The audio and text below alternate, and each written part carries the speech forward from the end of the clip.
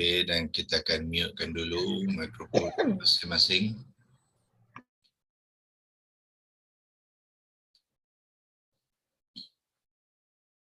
A'udzubillahi minasyaitonirrajim. Bismillahirrahmanirrahim. Alhamdulillahirabbil alamin. Wassalatu wassalamu ala asyrafil anbiya'i wal mursalin wa ala alihi washabbihi ajma'in. Kita mulakan dengan ucapan sekali lagi kepada Allah, bersyukur kepada Allah Subhanahu wa taala.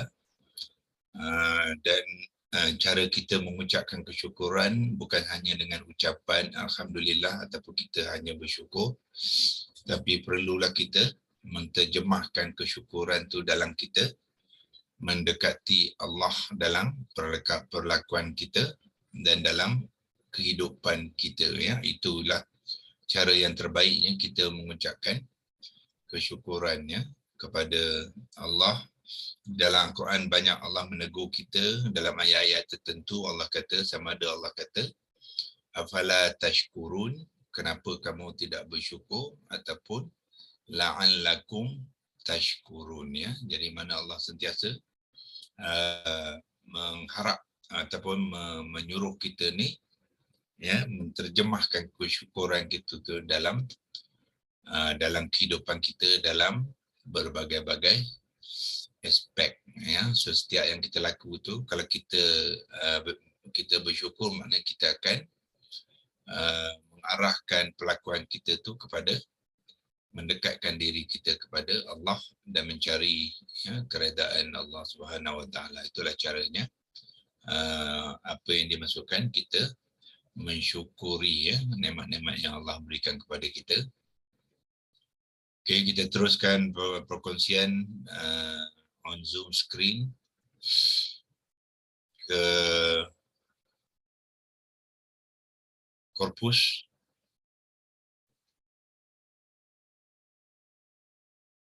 Admit all.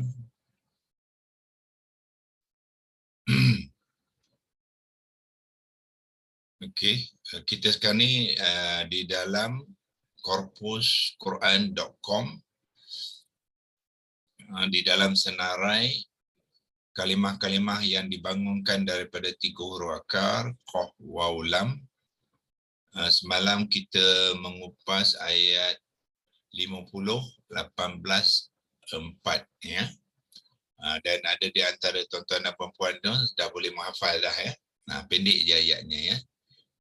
Jadi apabila kita sudah mengenal kalimah tu dan kita boleh memahami isi kandungan ayat tu, sebenarnya kita boleh mula menghafal, ya.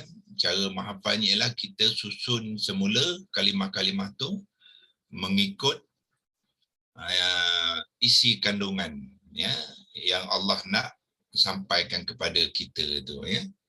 So sebagai contoh, yang ni semalam kalau kita tidak tengok pun, ya, kita tahu isi kandungannya apa dia. Sini ma ni adalah makna tidaklah. Yalfizu ni berkata ataupun melafazkan seseorang tu, ya tu dia, ya. Dia tu maknanya seseorang.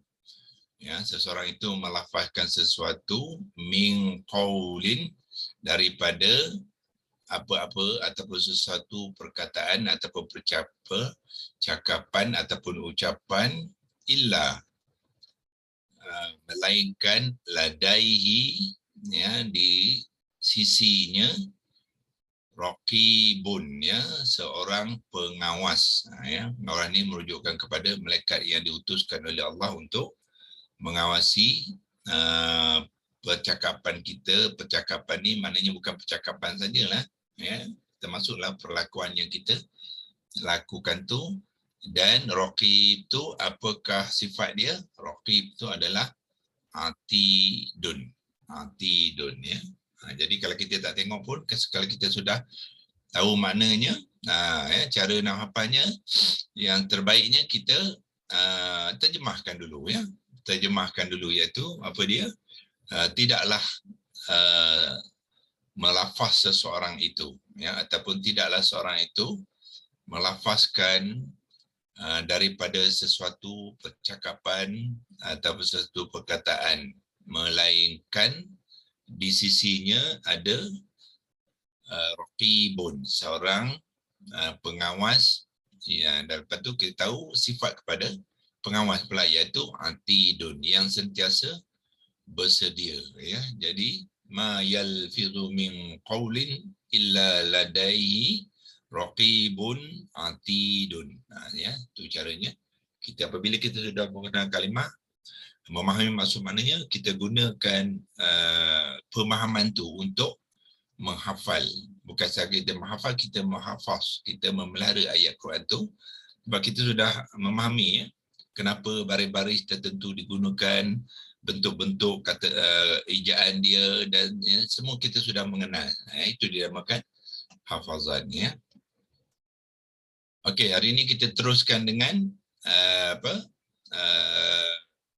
ayat seterusnya, masih lagi surah Qaf ayat 29. Kalimah yang ketiga, kalimah al-qawlu ni di dalam ayat tu adalah kalimah yang ketiga. Ma adalah kalimah yang pertama, yubaddalu adalah kalimah yang kedua, al-qawlu adalah kalimah yang ketiga. So kalau kita nak teruskan, kita boleh tahu berapa kalimah ni. Yang ni keempat, wama ni kelima. Walaupun terdapat dua kalimah, wa tu sebenarnya satu kalimah by itself, ma pun satu kalimah, tetapi apabila digabungkan dia menjadi satu kalimah di dalam ayat itu. Wa ma, lepas tu ana ni satu kalimah lah, bizalla min, bizalla min satu kalimah, lil abid. Lil abid adalah kalimah yang terakhir. Jadi 1, 2, 3, 4, 5, 6, 7, 8. Ada 8 kalimah. Sama semalam pun, yang ni pun 8 juga. So sekarang ni kita lihat, semalam qaulin disebabkan oleh min harfun jar. So di sini al-qaulu mengambil marfu'. Mengambil marfu'. Dan apakah tanda marfu'nya? Ialah lam, huruf terakhir lam tu berbaris hadapan. Dan isim ni adalah isim ma'rifah. Bila dia ma'rifah, dia huruf terakhir lam tu tidak boleh mengambil tanwin lagi dah. Itu ciri-ciri isim ma'rifah. Automatically bila ada alif lam, tak bolehlah qaulun. Tak boleh. Kalau tak ada alif lam, boleh jadi qaulun. Sebagai contoh di sinilah, ni wa qaulun. Sebab apa dia boleh mengambil tanwin? Kerana dia isim nakirah. Sekarang dia isim ma'rifah. So nakirah mengambil tanwin, dua-dua ni marfu'. Tapi ma'rifah tidak lagi mengambil tanwin. So sekarang ni kita sudah mengenal dua kaedah. Sesuatu kalimah kata nama tu tidak mengambil tanwin ialah, pertamanya kalau dia mudhaf. Dia mudhaf kepada idhafah, dia pun tidak boleh mengambil tanwin. Dan kalau dia isim ma'rifah, dia juga tidak boleh mengambil tanwin. So nanti lama-lama kita akan tambah lagi ilmu tu.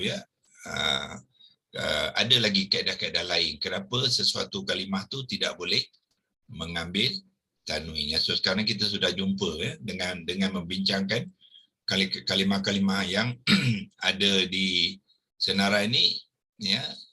Kenapa kalimah tu tidak mengambil tanwin? Kalau kita boleh ulang, tengok semula, ada tak dia hilang tanwin dia? Okey. Sebagai contoh, di sinilah qauliha, qauli. Qauli, lam tu hilang tanwin dia. Sebab apa? Qauli ni adalah mudhaf. So kalau dia mudhaf pun dia hilang tanwin. So ada tak contoh lain? Ni pun samalah, qaulukum. Tengok qaulu hilang tanwin juga. Sebab disebabkan dia adalah mudhaf kepada idhafah. Apakah idhafahnya? Qaulukum ialah idhafah, sandaran. hilang tanwin qaulu. So di sini hilang qaulu adalah disebabkan mana dia tadi 50 ya, bawah lagi. Ya, hilangnya tanwin kerana alif lam ta'rifah yang menyebabkan dia isim ma'rifah. Okey. Okey, so kenapa sini menjadi ma'rifah ke marfu', i'rabnya marfu' kerana dia adalah fa'il kepada kata kerja yubaddalu. So bermakna kita boleh lihat ya. Kalau kita sudah biasa yubaddalu ni kita boleh mengenal dia adalah kata kerja. Apakah tanda dia? Ya, tandanya ialah ada ya di permulaan kalimah lah. Ya permulaan kalimah tu, ya tu adalah mewakili fa'il ya kepada satu kata kerja. So kata kerja fa'il yang sebenarnya di mana? Di sini. Ya.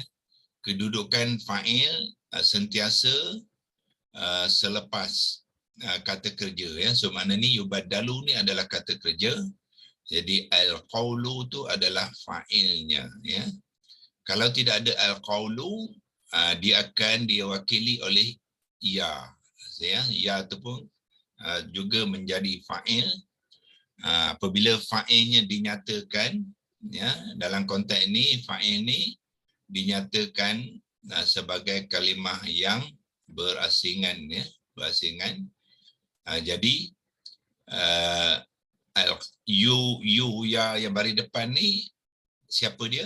Al-qawlu. Itu dia ya, al-qawlu. Dalam konteks ni dia di sini bukanlah bermaksud apa? Bukanlah bermaksud seseorang ya, tapi dia masukkan perkataan tu ya. Jadi maknanya ma yubaddalul qawlu, tidaklah, ma ni sama dengan atas tu, tidaklah harfun nafiyah ya. So tidaklah perkataan, so kita bila menterjemahkan kita akan terjemahkan dengan fa'il dulu ya. Tidaklah perkataan-perkataan itu berubah ya, berubah. Ya, ladaiya sama dengan atas ni, ladai di sisi.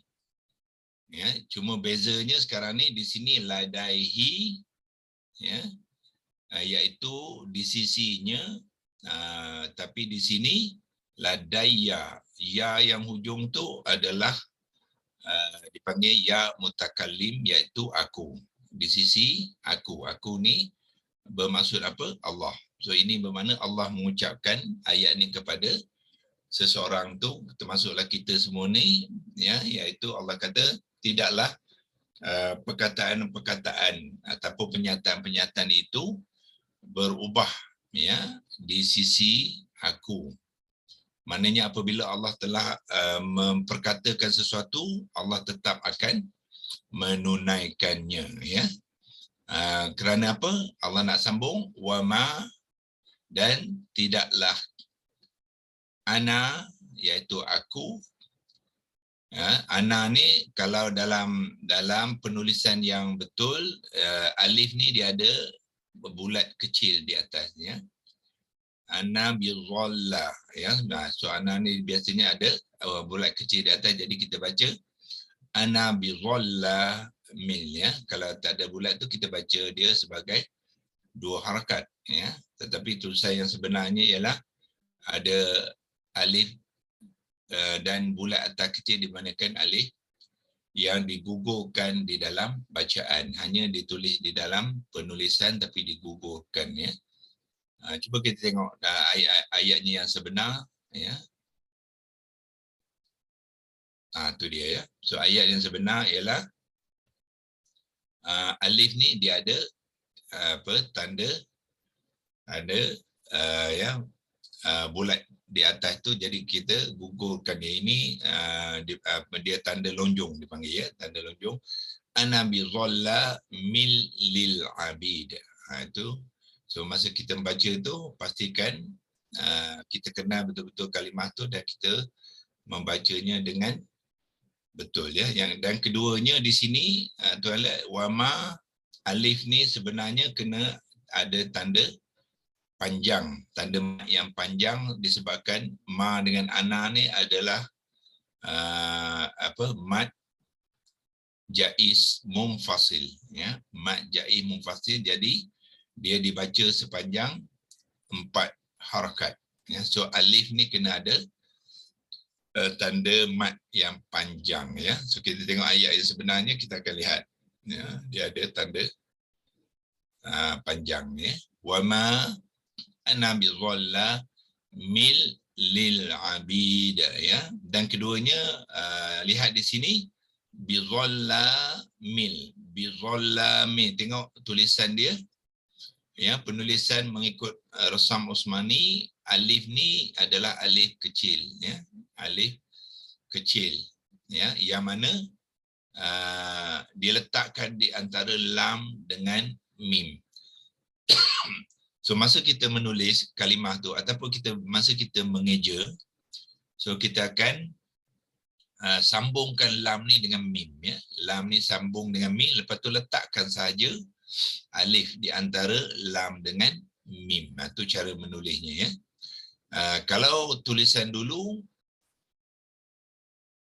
mana tadi?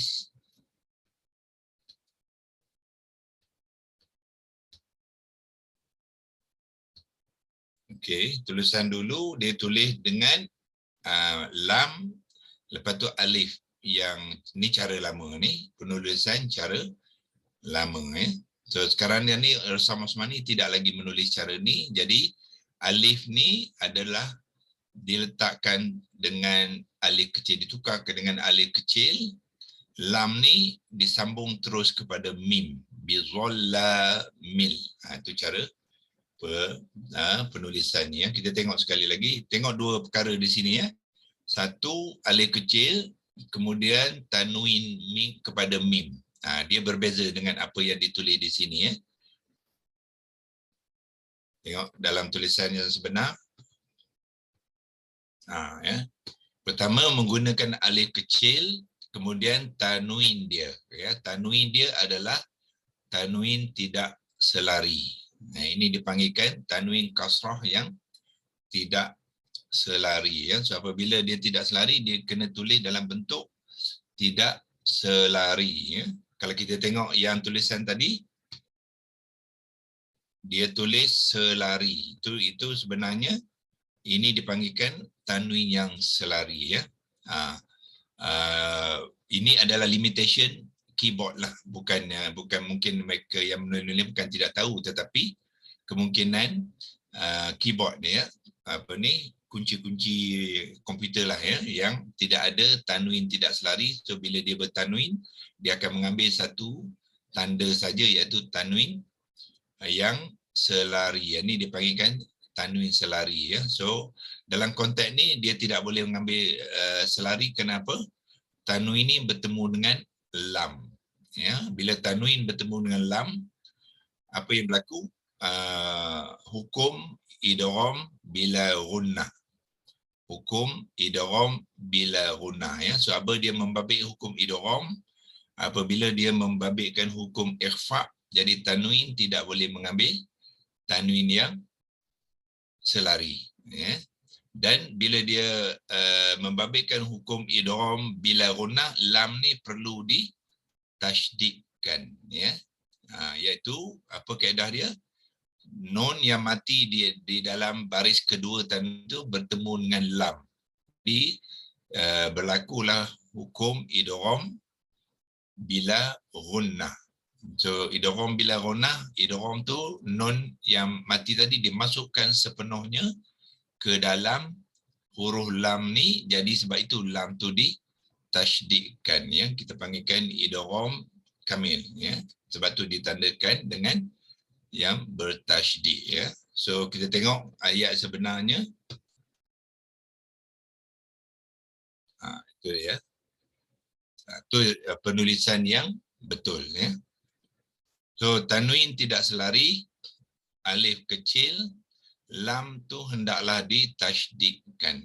Itu dia. Bizalla mil lil abid. Ya. Jadi okay, apa yang Allah nak sampaikan kita tidaklah ya yubaddalul qawlu, tidaklah perkataan itu berubah ya ladayya di samping aku ataupun bersamaku, di sisi, biasanya maksudnya di sisi ya wama dan tidak juga ya, tidak juga sebab dua kalimah. Sini sekali tadi tidaklah. Jadi apabila kita menterjemahkan tidaklah yang kedua, kita masukkan jugalah ya. Dan tidaklah juga aku bizallamil, berlaku zalim ya, ataupun zalim, anjas ya, sini ada anjas tu, lil abid. Li ni ialah kepada, ini harfun jar. Harfun jar, bila ada harfun jar, jadi kalimah isim selepasnya mestilah mengambil i'rab yang majrur ya, i'rab yang majrur. Mana apa kata tanda majrur ialah dal tu di baris bawah ya. Asalnya sini ada al-hamzah wasal, al-abid ya. Tetapi apabila digabungkan dengan lam harfun jar ni, hamzah wasal tu digugurkan ya. Yang tinggal hanya lam yang sukun saja. Jadi lil abidi. Walaupun kita membacanya kita akan waqaf, iaitu lil abid, tetapi apabila kita menulis dan mengeja, pastikan dal tu jangan disukunkan ya. Dal tu hendaklah di baris bawahkan, sebab lil abidi adalah kaedah jar wa majrur. Yang ni pun jar wa majrur juga. Bizallamil ada tanwin. Kenapa sini baris bawah dia ada tanwin untuk jar wa majrur? Kerana zallamin ni adalah isim nakirah.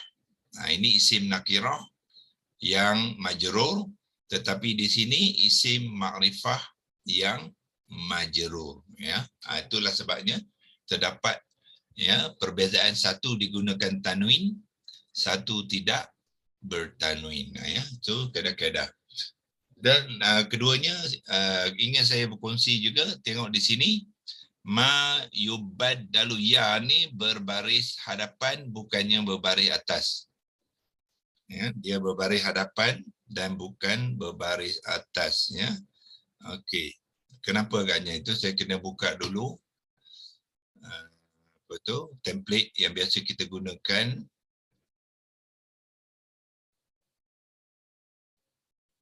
Boleh membantu kita untuk mengenal.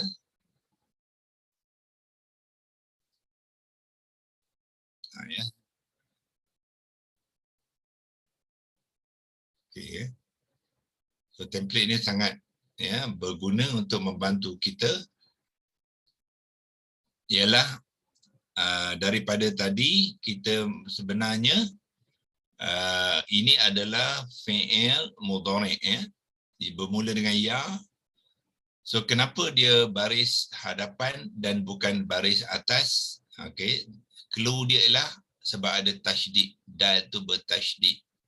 So bila dal bertasydid tu bermakna fi'il mudhari' ini adalah menggunakan kaedah wazan atau bentuk wazan kedua ya. Wazan kedua dan bukannya wazan satu ya. So macam mana kita nak mengenal tu? Kita segala ni kita dah rumuskan dalam template ni ya. Cuba kita lihat di sini. Ini fi'il mudhari' maklum ya. Fi'il mudhari' yang tadi adalah fi'il mudhari' maklum wazan kedua, iaitu yang mana? Yang ini. Yang ni sebab tu ia tu mengambil baris atas ya. Okey, so yang ke yubaddalu dia mengambil ini ya, kaedah yang ni ya. Yang majrur. Kalau maklum dia yubaddilu, So kalau yubaddalu tadi sebenarnya dia mengambil fi'il mudhari' majhul wazan kedua. Ya, tengok pattern dia yubaddalu daripada yufa'alu, ya, yufa'alu. Ya. Yubaddalu bukannya yubaddilu. Kalau yubaddilu dia fi'il mudhari' yang maklum. Dal tu baris bawah tapi masih lagi bertasydid sebab tu ya baris hadapan, ya. So kedua-dua maklum dengan majhul tetap ya berbaris hadapan, tetapi apa yang membezakan di antara maklum dengan mudhari' ialah huruf kedua iaitu ain, ya. Ain tu dalam konteks tadi ain tu ialah dal, iaitu dal ni, ya. So sekarang ni dal mengalir baris atas menunjukkan dia adalah majhul. Jadi kalau dia mengambil fi'il, bentuk dia fi'il mudhari' majhul, bermakna dia diterjemahkan sebagai yang pasif iaitu ditukarkan, ya. Maka tidaklah, ya, ditukarkan, tidaklah akan ditukarkan perkataan. So sini sudah menjadi apa yang kita panggil sebagai naib fa'il. Naib fa'il. So bermakna ayat ni adalah ayat yang majhul. Ya, ayat majhul. Jadi al-qawlu pada asalnya dia adalah objek kepada kalimah yubaddalu, tetapi disebabkan dia ayat majhul, jadi al-qawlu tu asalnya daripada maf'ulun bih iaitu objek, dia berfungsi sebagai naib fa'il. So bila dia berfungsi sebagai naib fa'il, maka dia mengambil i'rab yang marfu', tidak lagi mengambil i'rab yang baris atas, ya. So dia kena mengambil. So ini contoh penggunaan kalimah mudhari' yang majhul dengan naib fa'il di dalam konteks ayat yang majhul, ya. So kita confirmkan semula macam ni. Kita nak confirm ni, tengok pattern ni yubaddalu di sini, ya, yufa'alu. Kalau majhul wazan pertama kalimahnya di sini, ya, yuf'alu. So dalam konteks yubaddalu tu kalau wazan satu kalimahnya akan menjadi yubdalu. Itu kalau wazan satu. Tetapi dalam ayat tu tidak, dia tak menggunakan wazan satu, dia menggunakan wazan kedua. Ini wazan kedua, ya. Ya. Jadi dia ambil acuan yufa'alu, bermakna yubaddalu adalah fi'il mudhari' majhul wazan kedua, ya. So konteks kalimah majhul dia tidak ada fa'il, ya. Mula-mula tadi kita ingat dia dia maklum ini fa'il, ya, tidak, ya. So sekarang ni dia adalah majhul. Majhul jadi bermakna yang ini bukannya fa'il tetapi naib fa'il, ya. Naib fa'il, maka dia mengambil i'rab yang marfu'. Jadi konteks dia sekarang ni adalah pasif, iaitu tidaklah ditukarkan, ya, tidaklah ditukarkan perkataan itu di sisiku, ya, dan, ya, tidaklah juga aku, ya, berlaku zalim ataupun menzalimi lil abid, ya, hamba-hambaku lah, ya, hamba-hamba Allah tu maksudnya. Ya, Allah tu tidak zalim kepada hamba-hamba, iaitu ya, dalam kita mengenal kalimah al-qawlu dalam konteks ayat yang keseluruhan. Ya, cuba kita lihat penerangan kalau ada di sini, tapi okey. Sekarang ni saya tunjukkan sedikit, ya, macam mana sekarang ni muka surat ni mengkongsikan dengan kita kalimah al-qawlu, yang ni, ya, al-qawlu ni. Cuba kita lihat, nak tengok yubaddilu. So macam mana caranya menggunakan korpus ni? Ya, so maknanya yubaddilu adalah satu kalimah sebelum al-qawlu, ya. sebelum al-qawlu. Lihat di sini ada dua arrow ya, satu kanan, satu kiri. Ya, kita boleh cuba mana satu ya. Kalau cuba ke kanan, dia akan memberi terjemahan kalimah mana ya. Ladaya, mana ini ialah selepas. So bermakna yubaddalu tadi sebelum al-qawlu. Kita tekan sini balik, dia pergi al-qawlu. Kemudian kita tekan sekali lagi ya, iaitu di sini. Ya, itu dapat penerangan kepada kalimah yang ni. Tadi al-qawlu what we do, kita tekan arrow yang sebelah kiri tu ya, untuk mengundur dia ke belakang ya. Dia akan memaparkan penerangan kepada yubaddalu ya. So lihat di sini ya. Pertamanya kita kata dia adalah fi'il mudhari' mabni lil majhul. Itulah jenis dia ya. Fi'il mudhari' mabni lil majhul ya. Kalau kita tak nak gunakan sepenuhnya, kita kata boleh juga fi'il mudhari' majhul pun boleh juga ya.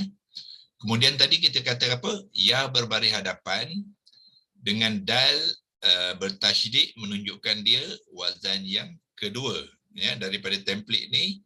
Di sini ya, ya berbaris hadapan, ain bertasydid bermakna dia wazan yang kedua. Kalau wazan lain dia tidak ada ya, tidak ada tasydid, melainkan wazan yang kelima. Wazan kelima pun ada bertasydid, tetapi wazan kelima ni dia ada penambahan ta sebelum fa tu ya. Kalau yutabaddalu, itu wazan kelima. Tapi kalimah tadi bukan yutabaddalu, dia adalah yubaddalu. So dia adalah wazan yang kedua ya. So mana buktinya wazan kedua? Lihat di penerangan di sini ya. Ini dia. Third person masculine singular form 2. Form 2 tu maknanya wazan lah. Pasif ni maknanya pasif ialah majhul. Imperfect verb ni ialah madhi ya. So itu passive imperfect bermakna fi'il madhi majhul wazan kedua ya. Dia adalah mufradah dan dia adalah muzakkar ya. Dan ya tentulah third person, iaitu dia. Ya, itu cara menggunakan korpus ni dengan lebih baik ya. Mudhari' ke madhi Ustaz? Sorry, saya sebut madhi tadi ke? Mudhari' ya. Imperfect ialah mudhari'. Okey, so makna dia mudhari' majhul. Pasif maknanya majhul. Imperfect verb ialah mudhari' ya. Tadi tersebut madhi ke? Ya, silap dah. Imperfect. Kalau madhi apa dia? Perfect ya. Perfect verb itu madhi. So ini mudhari'. Sini pun ada ya. Ni. So biasanya penerang ini penerangan dalam bahasa Arab dia lah ya. Bahasa Inggeris dia sebelah kiri ya. Kalau nak tukar Melayu apa kita buat? Kita right click saja. Dia boleh translate kat sini. Tu kata kerja tak sempurna pasif orang ketiga tunggal maskulin bentuk dua. Ya. Itu untuk yubaddalu tadilah ya. Dan kalau kita nak lihat tiap-tiap perkataan ni semua boleh ya. Kita buat? Kita tekan arrow ni sajalah. Kalau kita nak tahu ma ni, tekan saja di sini, dia akan tunjukkan ma pula. Itu kita kata ma tu adalah harfun nafi ya. Harfun menafi yang membawa makna apa? Not. Atau tu not tidaklah. Kalau kita translate Melayu, kita akan dapat tidak. Ya. Jadi nak balik ke tadi, kita tekan di sinilah ya. Yubaddalu, al-qawlu, ladayya, semua tu kita boleh cek satu-satu ya. Sampai wama patu ana bizallamin patu lil abid. Keseluruhan kalimah-kalimah dalam ayat tu sebenarnya kita boleh gunakannya korpus ni untuk membantu kita ya. Okey, itu kalimah yang asalnya kita nak bahaskan hari ini ya. Dan kita balik ke okey, balik kepada senarai tadi. Tekan saja back arrow ni, dia akan bawa semula lah kepada senarai yang asal ya.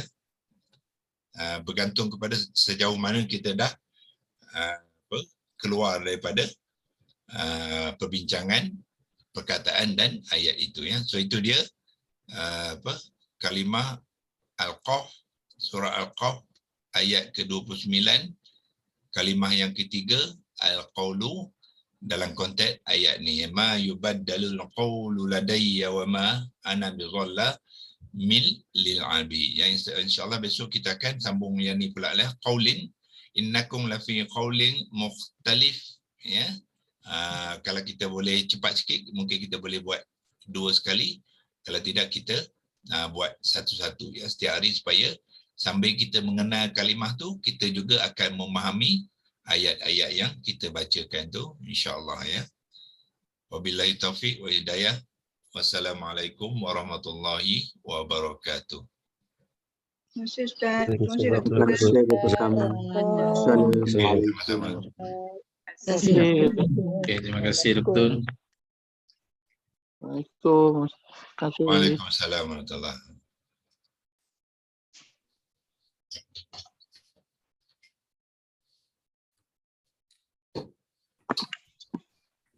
Recording tutup. Recording. Recording tu tutup kan, recording kan? Berjalan.